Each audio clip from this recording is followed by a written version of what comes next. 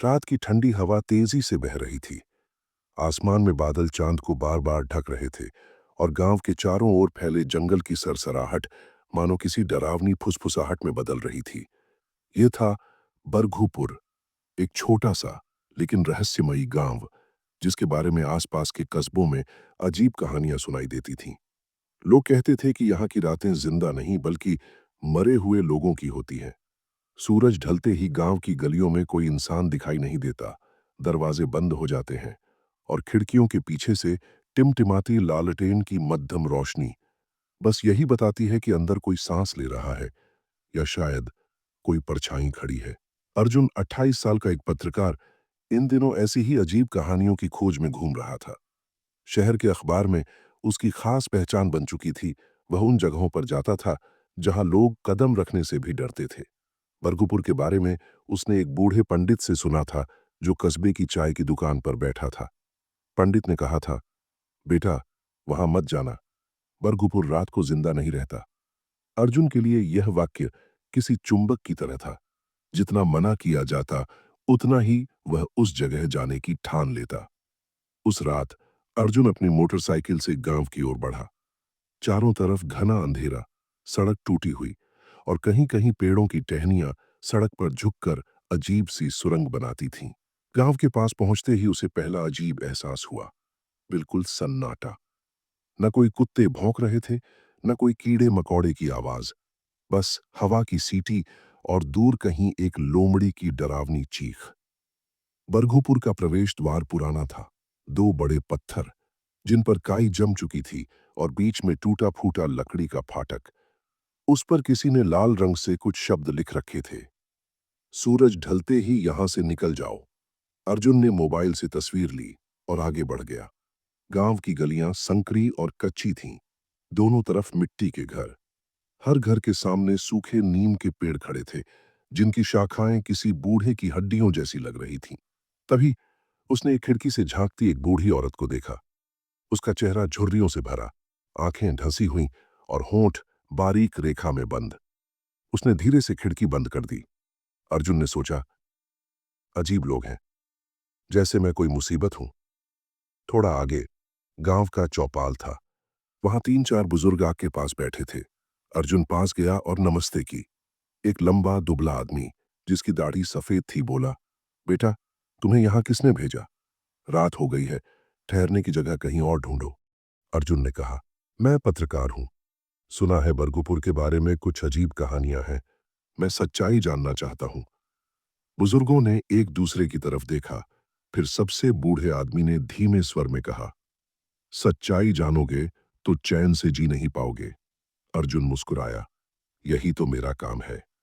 बुजुर्ग ने आंख की लपटों में देखते हुए कहा, बरगुपुर में 21 साल पहले एक हादसा हुआ था, जिसके बाद से यह गांव रात को इंसानों का नहीं रहा। इतना कहकर वह चुप हो गया। बाकी तीनों भी खामोश। ऐसा लगा मानो किसी अदृश्य डर ने उनके होंठ सी दिए हों। अर्जुन को एक पुराना घर किराए पर मिल गया। गांव का अकेला ऐसा घर जो बाहर से खुला था। वहां एक अधेड़ उम्र का आदमी मोहन रहता था। उसने कहा, रात को दरवाजा अच्छे से बंद कर लेना और बाहर मत निकलना। जो भी आवाजें सुनो, उनका जवाब मत देना। अर्जुन ने हल्का सा हंसते हुए सिर हिला दिया। कमरा छोटा था, पर उसमें एक पुराना लकड़ी का बिस्तर, एक टेबल और कोने में मिट्टी का तेल वाला लालटेन रखा था। दीवारों पर दरारें थीं और छत पर मकड़ी के जाले। रात गहराने लगी। बाहर का अंधेरा घर के भीतर उतरता महसूस हो रहा था। अर्जुन ने लैपटॉप खोला और दिन भर की नोट्स टाइप करने लगा। अचानक टप टप टप, खिड़की पर किसी के हल्के दस्तक जैसी आवाज आई। अर्जुन ने सोचा, शायद हवा से कोई डाल लगी होगी। पर अगले ही पल खट खट खट। अब ये दस्तक दरवाजे पर थी। मोहन की बात याद आई, आवाज का जवाब मत देना। अर्जुन ने खिड़की से बाहर झांका। अंधेरे में कुछ हिलता दिखा। एक औरत का साया। उसकी लंबी छोटी जमीन तक लटक रही थी और चेहरा बिल्कुल सफेद। उसके होंठ हिल रहे थे, पर कोई आवाज नहीं आ रही थी। अर्जुन के शरीर में ठंडक दौड़ गई। उसने झट से खिड़की बंद कर दी और लालटेन बुझा दी। सुबह अर्जुन मोहन से मिलने गया। कल रात दरवाजे पर कोई औरत थी। वो बोल नहीं रही थी, बस देख रही थी। मोहन का चेहरा पीला पड़ गया। वो औरत कोई जिंदा इंसान नहीं थी। उसका नाम रमा था। 21 साल पहले उसकी और उसके पूरे परिवार की मौत एक ही रात में हो गई थी। अर्जुन ने पूछा, कैसे? मोहन ने बस इतना कहा, ये गांव शापित है और जिसने भी सच जानने की कोशिश की वो वापस नहीं लौटा। मोहन की आंखों में डर की परतें साफ दिख रही थीं। अर्जुन ने महसूस किया कि वह पूरी कहानी बताने से बच रहा है, लेकिन एक पत्रकार के लिए आधी सच्चाई कोई सच्चाई नहीं होती। अर्जुन ने मोहन से कहा, देखो, मैं यहां डरने नहीं, सच जानने आया हूं। अगर तुमने नहीं बताया तो मैं खुद पता लगा लूंगा। मोहन ने गहरी सांस ली, फिर दरवाजा बंद करके धीरे धीरे बोलने लगा। 21 साल पहले बरगुपुर एक खुशहाल गांव था। खेत लहलहाते थे, त्योहारों में ढोल बजते थे और रात को चौपाल में कहानियां सुनाई जाती थीं। लेकिन एक रात, सावन की अमावस्या को, सब बदल गया। उस रात गांव के बाहर बने प्राचीन शिव मंदिर में एक अनजान साधु आया था। उसने दावा किया था कि वह देवताओं का संदेश लेकर आया है। गांव वालों ने उसका स्वागत किया, लेकिन अगले ही दिन से अजीब घटनाएं शुरू हो गईं। बच्चे बीमार पड़ने लगे, खेतों की फसल सूखने लगी और रात को घरों के बाहर अजीब परछाइयां दिखाई देने लगीं। और फिर मोहन ने गला साफ किया। एक रात गांव की रमा नाम की औरत और उसका पूरा परिवार गायब हो गया। अगले दिन उनका जला हुआ घर मिला और किसी का शव नहीं। अर्जुन ने बीच में टोकते हुए पूछा, मतलब शव कभी मिले ही नहीं? मोहन ने सिर हिलाया। नहीं, लोग कहते हैं वो मरे नहीं, उन्हें गांव की शापित आत्माओं ने अपने साथ ले लिया।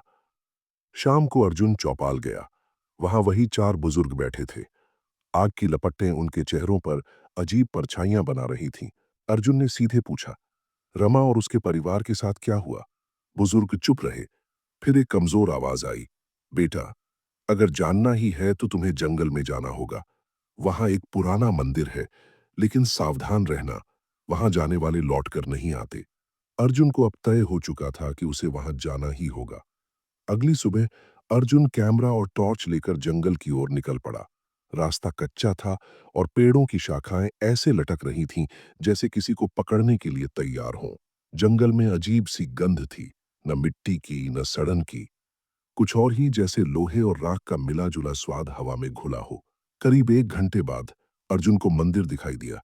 काले पत्थरों का बना, आधा टूटा हुआ और चारों तरफ सूखे पेड़ों का घेरा। मंदिर के दरवाजे पर लाल रंग से लिखा था, देवताओं की जगह अब शापितों की है। अर्जुन ने सावधानी से अंदर कदम रखा। दीवारों पर अजीब सी आकृतियां उकेरी थीं, इंसान के चेहरे, लेकिन आंखों की जगह खाली गड्ढे। फर्श पर राख और जली हुई लकड़ियों के ढेर। अचानक उसे एक धीमी सी फुसफुसाहट सुनाई दी। अर्जुन, वह चौंक गया। इधर उधर देखा, लेकिन कोई नहीं। फिर मंदिर के कोने में उसे एक पुराना तांबे का बक्सा मिला। उसने खोला तो अंदर एक पीली पड़ी डायरी थी। उस पर नाम लिखा था, रमा। डायरी के पन्ने फटे हुए थे, लेकिन जो पढ़ने लायक था उसमें लिखा था, सावन की अमावस्या। मंदिर में आया साधु भगवान का दूत नहीं, मौत का दूत है। उसने गांव वालों से यज्ञ करवाया, लेकिन उस यज्ञ में चढ़ावा अन्न या फल का नहीं, खून का था। उसने कहा, अगर ये न किया तो गांव का हर इंसान खत्म हो जाएगा। लोग डर गए और हमने उसकी बात मान ली। उस रात उसने हमारे घर बुलाया। कहा, देवता ने हमें चुना है। लेकिन वहां देवता नहीं, एक काला साया खड़ा था। उसकी आंखें जलती हुई अंगार जैसी थीं। अगले पल हमें कुछ याद नहीं, बस जलने की गंध और चारों तरफ अंधेरा। अर्जुन का दिल तेज धड़कने लगा। डायरी के आखिरी पन्ने पर लिखा था, अगर कोई ये पढ़ रहा है तो यहां से भाग जाओ। हम मर नहीं पाए हैं, हम यहां बंधे हैं और भूखे हैं। अर्जुन ने डायरी बैग में रखी और बाहर निकलने लगा। तभी मंदिर के बाहर अजीब हरकत हुई। पेड़ों की परछाइयां लंबी होकर जमीन पर रेंगने लगीं, जैसे जीवित हों। उनमें से एक परछाई ने उसका पैर पकड़ लिया। अर्जुन ने जोर से लात मारी और दौड़ पड़ा। पीछे से फुसफुसाहटें तेज हो रही थीं। भागो मत, यहीं रहो, हमेशा के लिए किसी तरह वह जंगल से बाहर निकल आया, लेकिन उसके कपड़ों पर राख और हाथों पर जलने के निशान थे। जब अर्जुन गांव पहुंचा, तो लोग उसके चारों तरफ जमा हो गए। मोहन का चेहरा पीला पड़ चुका था। तुम वहां गए? अब देर हो चुकी है। उन्होंने तुम्हें देख लिया है, अर्जुन ने पूछा। कौन? मोहन फुसफुसाया। वे जो यहाँ के नहीं, लेकिन यहाँ बंधे हैं। अब वे तुम्हें छोड़ेंगे नहीं। अर्जुन ने महसूस किया कि दूर से एक घर की खिड़की से वही लंबी छोटी वाली औरत उसे घूर रही थी। वही रमा। उस रात अर्जुन मोहन के घर में बेचैन होकर इधर उधर टहल रहा था। उसकी आंखों के सामने मंदिर की दीवारों पर उकेरे गए वो आंख रहित चेहरे, रमा की डायरी में लिखी बातें और वो परछाइयां बार बार घूम रही थीं। खिड़की से बाहर झांकने पर उसे फिर वही दृश्य दिखा। दूर टूटी हुई हवेली की दूसरी मंजिल से वही लंबी छोटी वाली औरत उसे घूर रही थी। उसकी सफेद आंखें बिल्कुल स्थिर थीं, जैसे पलक झपकाना भूल गई हो। अर्जुन ने एक गहरी सांस ली और कैमरा उठाकर तस्वीर लेने लगा। लेकिन जैसे ही उसने कैमरे के लेंस से देखा, वह वहां नहीं थी। मोहन कमरे में आया और उसने अर्जुन का कैमरा झटक कर नीचे रख दिया। तुम पागल हो क्या? उनकी तस्वीर लेने की कोशिश करोगे तो वे तुम्हारे साथ कहीं भी आ जाएंगी। अर्जुन ने भौहें चढ़ाईं। तुम्हारा मतलब है वो मुझे पहले ही पीछा कर रही हैं? मोहन का चेहरा कस गया। उसने खिड़की की तरफ देखा और बहुत धीमे स्वर में कहा, जिसे वे देख लें, उसे 3 रात से ज्यादा जिंदा रहने का हक नहीं मिलता। अर्जुन की रीढ़ में ठंडक दौड़ गई, लेकिन उसने हार मानने के बजाय ठान लिया, अब उसे पूरी सच्चाई जानकर ही रहना है। अगले दिन दोपहर को गांव में एक अजीब खबर फैल गई। किसी ने हवेली के अंदर से रोने की आवाजें सुनी थी। हवेली बरगुपुर की सबसे पुरानी इमारत थी और उसके बारे में कहा जाता था कि वहीं रमा और उसका परिवार आखिरी बार जीवित देखा गया था। अर्जुन ने तय किया कि वह वहां जाएगा। मोहन ने रोकने की कोशिश की, लेकिन वह मानने को तैयार नहीं था। हवेली की सीढ़ियां टूटी हुई थीं और दरवाजे पर जंग लगे ताले लटक रहे थे, लेकिन वे खुले थे। अर्जुन ने अंदर कदम रखा तो धूल और सड़न की गंध ने उसका स्वागत किया। दीवारों पर पुराने चित्र लटके थे, लेकिन उनके चेहरों पर रंग ऐसे पिघल चुका था जैसे किसी ने आग में तपाया हो। जैसे ही वह दूसरे कमरे में पहुंचा, हवा ठंडी हो गई, इतनी ठंडी कि उसकी सांस से धुआं निकलने लगा। और तभी थक थक थक, ऊपर की मंजिल से कदमों की आवाज आई। अर्जुन धीरे धीरे सीढ़ियां चढ़ने लगा। ऊपर पहुंचते ही उसने देखा, लंबी छोटी वाली वही औरत रमा एक कोने में खड़ी थी। उसका चेहरा सफेद, आंखें ढंसी हुई और होठों से काला धुआं निकल रहा था। तुम यहां क्यों आए? उसकी आवाज मानो हवा में कांपती हुई आई। अर्जुन ने हिम्मत जुटाकर कहा, मैं जानना चाहता हूं कि तुम्हारे साथ क्या हुआ। तुम्हें मुक्ति क्यों नहीं मिली? रमा की आंखों में दर्द और गुस्सा दोनों थे। हम धोखा खा गए। साधु ने हमें यज्ञ में बलि चढ़ा दिया। हमारी आत्माएं इस गांव से बंध गईं। हम अब भी भूखे हैं और तुम्हारी सांस हमें खींच रही है। अचानक उसके होंठ एक विकृत मुस्कान में बदल गए और वह हवा में तैरती हुई अर्जुन की तरफ बढ़ने लगी। रमा ने अपने हाथ उठाए और अर्जुन की आंखों के सामने अतीत के दृश्य चमकने लगे। गांव के लोग, मंदिर में इकट्ठा साधु मंत्र पढ़ रहा है। एक काला साया यज्ञ कुंड से निकलकर रमा और उसके परिवार को घेर लेता है। लोग भागते हैं, लेकिन कई गांव वाले उस साय में खींचकर गायब हो जाते हैं। अमावस्या की रात, जब चांद नहीं होता, हम सब बाहर आते हैं। हर बार हमें एक नया मेहमान चाहिए, ताकि भूख शांत हो सके। अर्जुन ने झटके से पीछे हटकर सीढ़ियों की ओर दौड़ लगाई। रमा की हंसी पूरे हवेली में गूंज रही थी। भागो, जितना भाग सकते हो, तीसरी रात तुम्हारी है। वह किसी तरह बाहर निकल आया, लेकिन महसूस हुआ कि ठंडी हवा अब उसके पीछे पीछे चल रही है। उस रात अर्जुन ने देखा कि गांव के लोग अपने अपने घरों के दरवाजों पर नीम की टहनियां और लाल धागा बांध रहे थे। चौपाल में मंत्रोच्चार हो रहा था। मोहन ने बताया, परसों अमावस्या है। हम कोशिश करेंगे कि वे बाहर ना आ पाएं, लेकिन तुम्हारे लिए यह मुश्किल है, क्योंकि उन्होंने तुम्हें चुन लिया है। अर्जुन के पास अब सिर्फ 2 दिन थे, या तो श्राप तोड़े या खुद अगला शिकार बन जाए। अमावस्या से एक रात पहले अर्जुन ने ठान लिया कि वह सिर्फ बचने की कोशिश नहीं करेगा, वह इस गांव को इस श्राप से मुक्त करने की कोशिश करेगा। मोहन ने उसे एक पुराना राज बताया जिसे बहुत कम लोग जानते थे। उस साधु की आत्मा ही इस श्राप की जड़ है। जब तक उसकी आत्मा को नष्ट नहीं किया जाएगा, तब तक रमा और बाकी आत्माएं यहां बंधी रहेंगी। लेकिन साधु की आत्मा मंदिर में नहीं, हवेली के तहखाने में बंधी है। अर्जुन ने पूछा, और उसे नष्ट कैसे करेंगे? मोहन ने एक पीतल का डिब्बा निकाला जिसमें नींबू, राख और एक काले पत्थर का टुकड़ा था। ये पत्थर उसी यज्ञ कुंड से निकला था जिसमें बलि दी गई थी। इसे साधु की छाती पर रखकर मंत्र पढ़ना होगा। लेकिन ध्यान रहे, अमावस्या की रात में हवेली में कदम रखना मौत को न्योता है। अगले दिन शाम ढलते ही आसमान पर काले बादल छा गए। हवा में अजीब सी गंध थी, जैसे किसी ने गीली मिट्टी में जलते लोहे को दबा दिया हो। अर्जुन ने कैमरा, टॉर्च और मोहन का दिया डिब्बा अपने बैग में रखा। रास्ता सुनसान था, लेकिन हर मोड़ पर उसे ऐसा लग रहा था कि कोई पीछे पीछे आ रहा है। हवेली पहुंचकर उसने टूटा हुआ दरवाजा धक्का देकर खोला। अंदर अंधेरा था, बस उसकी टॉर्च की पीली रोशनी फर्श पर पड़ रही थी। सीढ़ियों के नीचे तहखाने का दरवाजा आधा खुला था। जैसे ही उसने दरवाजा धक्का दिया, ठंडी हवा का एक झोंका उसके चेहरे से टकराया। तहखाने में उतरते ही उसे दीवारों पर लाल रंग से बने अजीब प्रतीक दिखाई दिए। बीच में एक काला पत्थर का आसन था और उस पर बैठा था वही साधु। लेकिन यह साधु इंसान नहीं था। उसका शरीर आधा सड़ चुका था, आंखों की जगह काले गड्ढे और मुंह से सिर्फ राख गिर रही थी। अर्जुन ने पत्थर उसके सीने पर रखा और मंत्र पढ़ना शुरू किया। साधु की आंखों के गड्ढों में लाल रोशनी चमक उठी। तू हमें मुक्त करना चाहता है? नहीं, तू भी हमारा हिस्सा बनेगा। तहखाने की दीवारों से परछाइयां निकलने लगीं। रमा और दर्जनों आत्माएं उसके चारों तरफ घूमने लगीं। उनकी आंखों से भूख टपक रही थी। अर्जुन ने मंत्र तेज आवाज में दोहराया।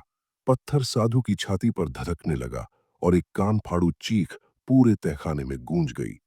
जैसे ही मंत्र खत्म हुआ, साधु का शरीर राख में बदल गया और तेज हवा तहखाने से बाहर निकली। रमा और बाकी आत्माओं के चेहरे पर एक अजीब सी शांति आई और वे धीरे धीरे धुएं में बदलकर गायब होने लगीं। रमा आखिरी बार अर्जुन के पास आई और बोली, धन्यवाद, अब हम आजाद हैं। लेकिन याद रखना, बरकूपुर का अंधेरा हमेशा रहेगा, सिर्फ हम नहीं। अर्जुन ने सोचा कि सब खत्म हो गया है, लेकिन जैसे ही वह हवेली से बाहर निकला, आसमान में बिजली कौंधी और पूरा गांव अंधेरे में डूब गया। चौपाल की ओर से ड्रम और घंटियों की आवाज आने लगी। गांव के लोग मंत्र पढ़ रहे थे, लेकिन उनकी आवाज में डर था। मोहन दौड़ता हुआ आया। तूने साधु को खत्म कर दिया, लेकिन अंधेरा सिर्फ उसका नहीं था। अब जंगल के असली मालिक जाग गए हैं। जंगल से दर्जनों लाल आंखें चमकने लगीं। पेड़ों के बीच से काले बिना चेहरे वाले साए गांव की ओर बढ़ने लगे। गांव वाले अपने घरों में बंद हो गए, लेकिन अर्जुन को पता था, अगर इन सायों को रोका नहीं गया तो बरगुपुर हमेशा के लिए खत्म हो जाएगा। उसने मोहन के साथ चौपाल के बीच में लकड़ियों का बड़ा ढेर जलाया और उसी पीतल के डिब्बे से राख छिड़की। जैसे जैसे राख गिरती गई, साए पीछे हटते गए, लेकिन उनकी चीखें हवा को चीर रही थीं। पहली बार बरगुपुर में सुबह सूरज की रोशनी बेधड़क आई। गांव वाले अपने घरों से निकले और हवेली की ओर देखकर शांत खड़े रहे। अर्जुन ने गांव छोड़ने का फैसला किया। जाते जाते मोहन ने कहा, तूने हमें बचा लिया, लेकिन जो तूने देखा वो कभी भूल नहीं पाएगा। अर्जुन ने सड़क की ओर कदम बढ़ाए, लेकिन उसे महसूस हुआ जैसे कोई अभी भी उसे देख रहा है। दूर जंगल के किनारे एक लंबी छोटी वाली परछाई खड़ी थी, मुस्कुराती हुई। बरगुपुर में सुबह की हवा में अब डर की गंध नहीं थी, लेकिन अर्जुन का दिल हल्का नहीं हुआ। उसने सोचा, शायद अब सब खत्म हो गया है, पर भीतर एक बेचैनी बनी रही। गांव के बच्चे पहली बार चौपाल में खेल रहे थे और बुजुर्ग मंदिर की साफ सफाई में लगे थे। मोहन ने उसके हाथ में एक छोटा सा कपड़े का थैला थमाया। ये हवेली की राख है, रख लेना। कभी लगे कि अंधेरा लौट आया है तो इसे जला देना। अर्जुन ने सिर हिलाया और गांव की संकरी पगडंडी पर कदम रख दिए। बरगुपुर से बाहर जाने वाला रास्ता घने जंगल से होकर गुजरता था। पेड़ों की छाया जमीन पर अजीब आकृतियां बना रही थी। हवा में हल्की सी फुसफुसाहट थी, इतनी धीमी कि सुनकर लगे जैसे खुद का भ्रम हो। अर्जुन चलते चलते पीछे मुड़ा। दूर पगडंडी के मुहाने पर उसे लगा किसी का सफेद साया खड़ा है। वह झपकता तो साया गायब हो जाता। शहर पहुंचते ही अर्जुन ने एक पुराना होटल लिया। कमरा छोटा था, लेकिन उसके लिए ये गांव से दूर एक सुरक्षित जगह जैसा था। रात को उसने कैमरा निकाला और हवेली के अंदर की तस्वीरें देखने लगा। पहले दो तीन फोटो तो सामान्य लगे, लेकिन चौथे फोटो में वह खुद सीढ़ियों पर था और उसके पीछे रमा खड़ी थी। उसकी सफेद आंखें कैमरे में सीधी देख रही थीं। अर्जुन का खून जम गया। उसने जल्दी से कैमरा बंद कर दिया और सोने की कोशिश की। रात के करीब 3 बजे कमरे में हल्की हल्की ठंडी हवा भरने लगी। खिड़की बंद थी, फिर भी पर्दे हिल रहे थे। कानों में धीमी सी हंसी गूंजी, वही हंसी जो हवेली में सुनी थी। अर्जुन, तुमने हमें आजाद किया, पर खुद को नहीं। अर्जुन पसीने में भीग गया। उसने लाइट ऑन की, लेकिन कमरे में कोई नहीं था।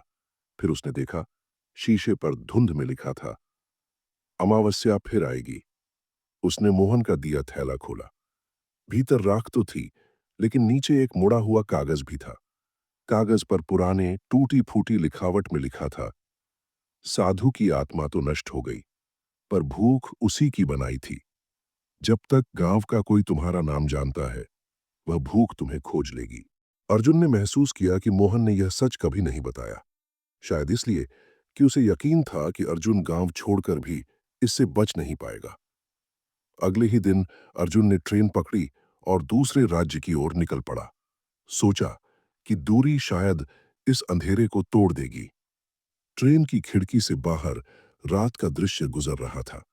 अंधेरे में एक जगह उसे लगा कि जंगल के बीच एक लंबी छोटी वाला साया दौड़ता हुआ ट्रेन के साथ साथ चल रहा है। वह झपकता तो साया गायब हो जाता, लेकिन हर बार जब वह शीशे में अपना चेहरा देखता, पीछे वही सफेद आंखें झलक जाती। कई महीनों बाद अर्जुन ने तय किया कि वह इस सब पर किताब लिखेगा, अंधेरी रात और भूतिया गांव। उसने अपने नोट्स, तस्वीरें और मोहन की बातें सब इकट्ठा कर लीं। रात को लिखते लिखते वह थक गया और सोने चला गया। सुबह उठकर उसने देखा कि लैपटॉप स्क्रीन पर एक नया डॉक्यूमेंट खुला था, जिसमें सिर्फ एक लाइन लिखी थी, अब तुम्हारी कहानी हमारी है। और उसके नीचे बरगुपुर के सभी मरे हुए लोगों के नाम और आखिरी नाम था अर्जुन वर्मा। कहते हैं, आज भी अगर कोई बरगुपुर का नाम ले, तो कहीं ना कहीं कोई सफेद आंखों वाला साया उसे सुन लेता है और अगली अमावस्या को वह आपके दरवाजे पर होता है। दोस्तों, अगर आपको हमारी कहानी पसंद आई है, तो एक कमेंट जरूर करना। धन्यवाद।